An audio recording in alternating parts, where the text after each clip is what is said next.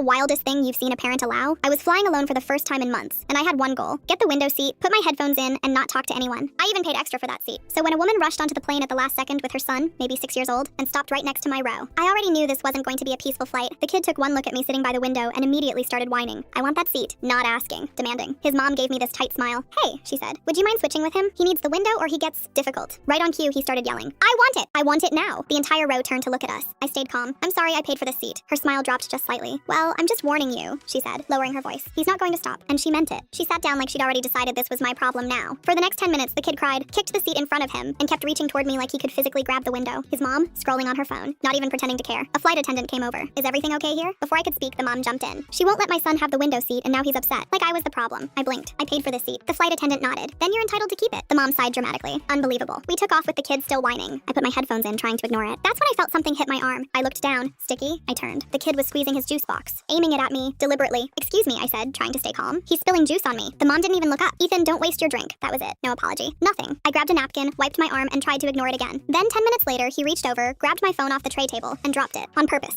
It hit the floor with a loud crack. I snapped. Okay, no. This needs to stop. The mom finally looked at me, annoyed. Why are you yelling at a child? Because your child just threw my phone. She rolled her eyes. He's bored. It's a long flight. Like that explained everything. The man sitting across the aisle leaned over. Ma'am, you need to control your son. She shot back instantly. He's just a kid. Maybe everyone else should be more understanding. That's when the kid did something that made the entire row go silent. He reached for my tray table, grabbed my full cup of water, and slowly tilted it right into my lap. Not an accident. He was staring straight at me when he did it. I jumped up, completely soaked. Are you serious? It was an accident. The mom snapped. No, it wasn't. A flight attendant rushed over. This time I didn't even have to explain. The man across the aisle spoke first. I've been watching this the whole time. The child is doing this on purpose. A couple people nearby nodded. The flight attendant's expression changed instantly. Ma'am, she said firmly, I need you and your son to come with me. The mom crossed her arms. We're not moving. Now a second flight attendant showed up. You can either move, she said calmly, or we'll have security meet the plane when we land. That did it. The mom huffed, grabbed her bag, and yanked her son up. This airline is ridiculous, she muttered as they walked to the back. The kid screamed the entire way down the aisle. And just like that, peace. For about an hour. Then suddenly people started shouting from the back. Flight attendants rushed past us. Apparently while his mom was in the bathroom, the kid had opened an overhead bin. Suitcases came crashing down. One hit a passenger in the head. When we landed, security was already waiting at the gate. As I walked off the plane, I passed their row. For the first time the entire flight, the kid was quiet. And the mom? Still arguing. Still acting like she'd done nothing wrong. I didn't say a word. I just kept walking. Because honestly, that flight taught me something I'll never forget. Some kids aren't the problem. Their parents are.